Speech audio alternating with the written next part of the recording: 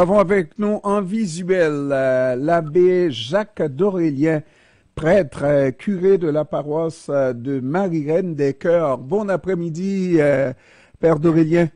Bonjour, j'aimerais souligner que je suis curé de la paroisse Saint-Fabien aussi. De quelle paroisse encore? Saint-Fabien. Saint-Fabien. Alors... et Marie-Reine des Cœurs, les deux. Les deux. Oh mon Dieu, vous avez des responsabilités, mon père. Abemus Papam. Oui, quelle joie, oui, effectivement. Êtes-vous content, mon père? Oui, je suis vraiment agréablement surpris dans le sens que j'étais au Grand Séminaire pour préparer, je suis président des anciens du Grand Séminaire et puis on a vu ça sur grand écran. C'était vraiment une belle joie avec les séminaristes, le recteur. Quel moment historique. Ouais. Historique pourquoi? Parce que l'Église, vous le savez, passe toujours des moments difficiles, mais en même temps, ce pape va amener un souffle d'espérance à la suite du pape François. Mais on ne le connaît pas encore, le pape. Oui, vous avez raison, on ne le connaît pas. Je pense qu'on va le découvrir.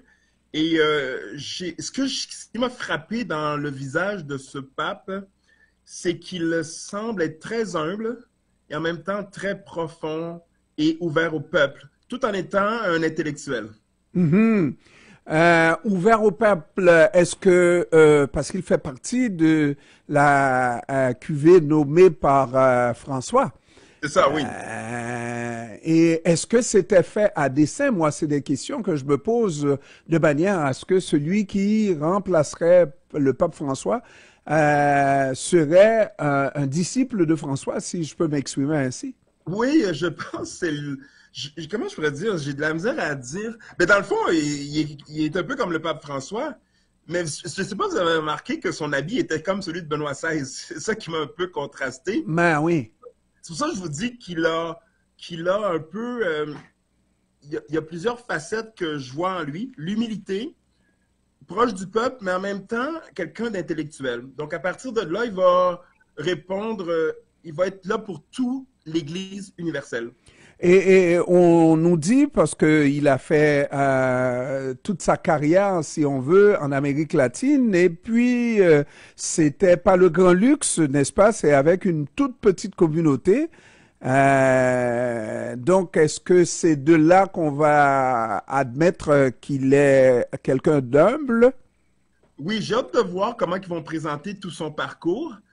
Et en même temps, je suis confiant qu'il va être capable de rejoindre toutes les couches de la population parce que l'Église est là pour tout le monde. Oui, mais l'Église aussi a des pentes à remonter parce que dans certaines sociétés, surtout les sociétés comme la nôtre, occidentale, plutôt riche, ben, l'Église est désaffectionnée, si on peut s'exprimer ainsi, dans le sens que les Québécois, les Américains ne vont presque plus à l'Église catholique. Vous avez raison, parce que je le constate, moi, je suis arrivé au Québec à l'âge de 3 ans. J'ai été ordonné prêtre à Montréal, et puis mon parcours me montre bien que les églises sont pas pleines. Mais en même temps, il y a un renouveau. Juste vous donner un exemple. Moi, chez nous, il y a ce qu'on appelle le néo-catéchuménat. Mm-hmm. C'est beaucoup de latinos, beaucoup d'immigrants qui cheminent dans ce mouvement d'église. Et je trouve que les familles sont là. Ça m'encourage beaucoup dans ma foi. Et moi, c'est ça qui me chagrine, mon père. Oui, c'est quoi qui vous chagrine? C'est justement ça. De voir effectivement que c'est des gens qui ont un besoin de croire, qui vont aller à l'église, qui vont adopter cette foi chrétienne, et les gens qui n'ont plus besoin, qui n'ont plus ce besoin, direct, n'est-ce pas? Ces gens qui ont des besoins plutôt satisfaits ne prient plus, ne vont plus à l'église, sinon que de manière, oui, au hasard, comme ça, pour des événements. Pour des événements. Oui, je suis tout à fait d'accord avec vous. Moi aussi, ça me chagrine parce que les membres de ma propre famille, c'est un peu comme ça. Mais en même temps, ce que j'apprends à découvrir avec mon expérience de 25 ans comme prêtre, c'est que les gens, la pratique, c'est pas juste d'aller à l'église. C'est de vivre l'entraide, le partage, la charité, les belles valeurs chrétiennes. Et ceux qui sont rendus au célébrer puissent exprimer leur foi de cette façon aussi. Et dans ce sens, euh, il, il faut être capable de saisir ces points d'ancrage qui sont l'expression de notre amour de Dieu aussi. Et quand on regarde la grande majorité, moi, par contre, la chose qui me plaît, c'est de voir l'évangélisation se fait dans l'autre sens par rapport au premier moment de cette évangélisation. On nous apportait dans des pays comme Haïti Oui, l'évangile pour nous oui, comment civiliser. Et n'est-ce oui, pas? Et maintenant, puisque c'est des Haïtiens, oui, c'est des Africains qui viennent évangéliser ici, je me oui. dis que c'est un juste retournement des choses. Oui, oui, moi je dis toujours aux gens, les Blancs ou les francophones ou anglophones qui sont allés évangéliser les pays d'Afrique, d'Asie ou d'Amérique latine, ils ont fait du bon travail parce que c'est eux qui évangélisent l'Église aujourd'hui, qui Ouais. sont en mission. Et moi, j'ai vu le changement au niveau du diocèse de Montréal. Je pourrais dire la moitié, si c'est pas plus, sont des prêtres venant d'ailleurs. Oui. Alors, c'est de là où je me pose des questions aussi. Est-ce que cette foi que je veux avoir et que je veux garder mon père, croyez-moi, je veux avoir la foi parce que quand vous n'avez absolument rien qui peut, comment dirais-je, vous souder dans votre position pour le futur face à des impondérables, n'est-ce pas, comme des situations comme la mort, n'est-ce pas, et tout ça là, vous avez besoin de croire en quelque chose. Mais quand je regarde que la croyance s'associe davantage à notre capacité de nous passer de ce Dieu, entre guillemets, n'est-ce pas, je dis ça là, de la prière.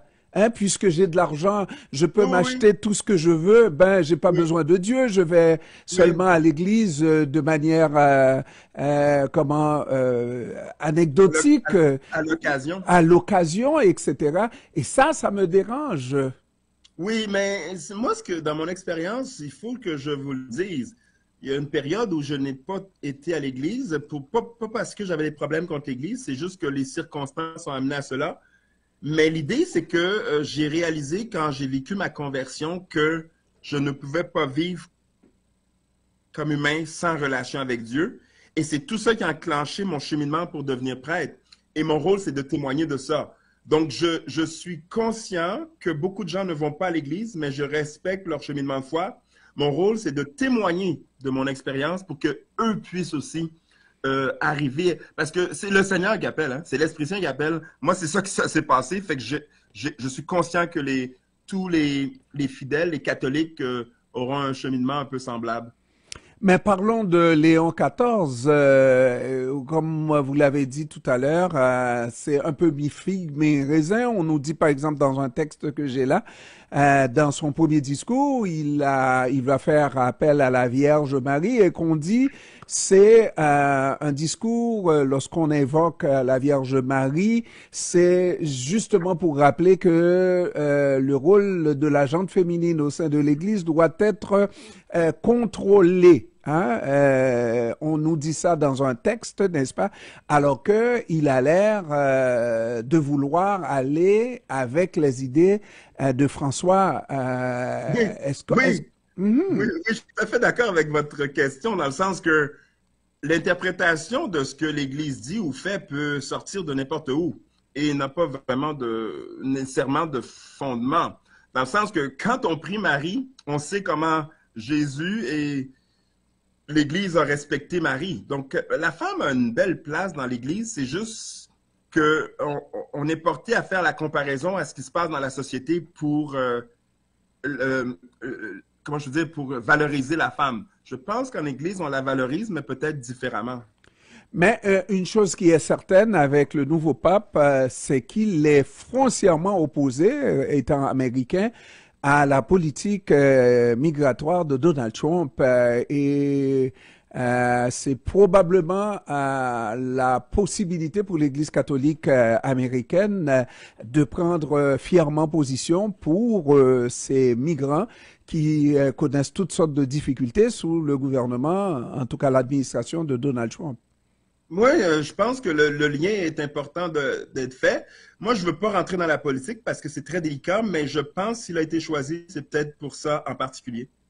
Pour probablement, hein, Oui, probablement pour donner la contrepartie et oui, surtout, et ça nous ramènerait encore à François, qui n'a jamais perdu l'occasion de rappeler à Donald Trump que sa position contre l'immigration n'était pas la bonne. Alors oui. donc, une église combative sous Léon XIV, n'est-ce pas? Mm.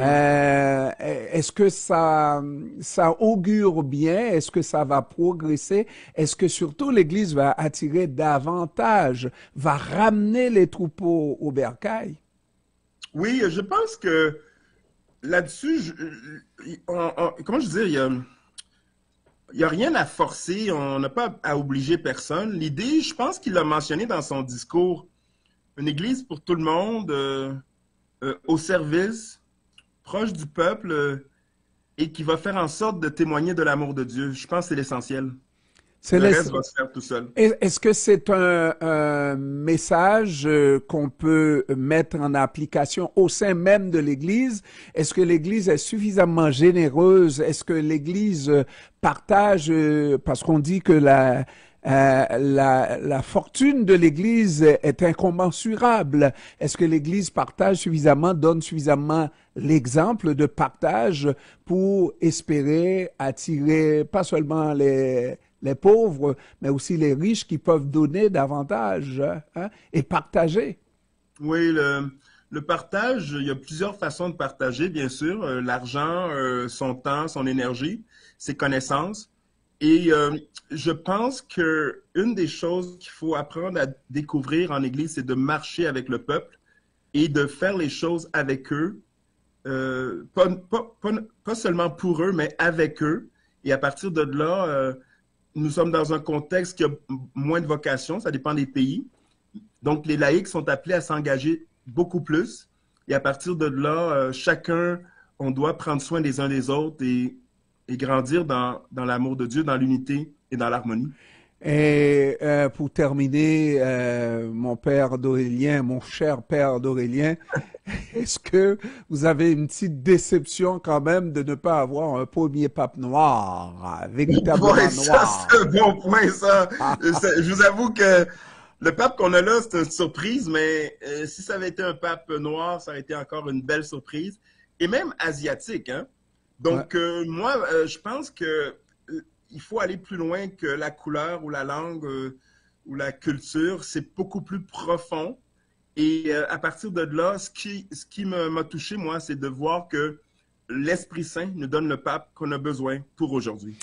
Mais 2000 ans d'histoire, mon père, 2000 ans, au-delà de 2000 ans, hein, de l'Église catholique telle qu'on la connaît, pas vrai?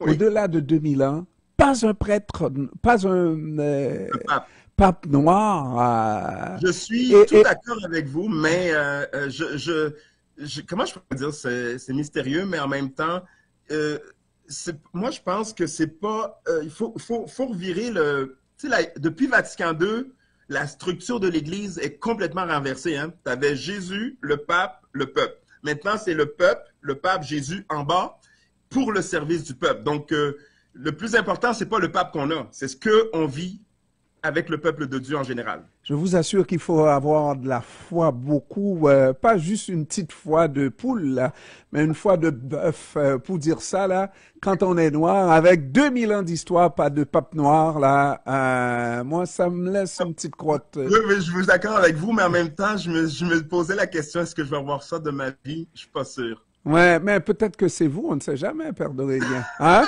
Le Wow. premier. Merci beaucoup, mon Ça fait un père. plaisir de vous rencontrer. Quelle belle émission. Bon succès. Merci Au beaucoup. plaisir. Merci, au Bye revoir. bye. Au revoir. Voilà, Jacques d'Aurélien, abbé, prêtre et curé de la paroisse, au moins de la paroisse Marie-Anne des Cœurs. On sait qu'il est curé d'une autre paroisse dans Montréal.